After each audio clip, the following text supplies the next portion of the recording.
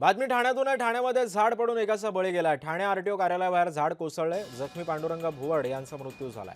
ठाण्यातील आरटीओ कार्यालयाबाहेर सोमवारी सोसाट्याच्या वाऱ्यासह झाड पडलं होतं। या झाडामध्ये पांडुरंग भुवड हे जखमी झाले होते। या संदर्भात अधिक माहिती जाणून घेऊयात। माझा सहकारी कुणाल भोईटे आपल्या सोबत आहे। कुणाल, एकाचा मृत्यू झालाय झाड कोसळून, काय माहिती आहे? सिद्धेश, खरं तर हा ठाणे महापालिका प्रशासनाने घेतलेला बळी आहे का, अशा प्रकारचा सवाल आता ठाणेकर विचारताना पाहायला मिळत आहेत। खरं तर काल उपमुख्यमंत्री एकनाथ शिंदे यांनी आपत्ती कक्षाला भेट देखील दिली होती, कारण पहिल्यांदाच इतक्या मोठ्या प्रमाणात झाडं पडण्याची घटना ठाण्यामध्ये घडलेली आहे।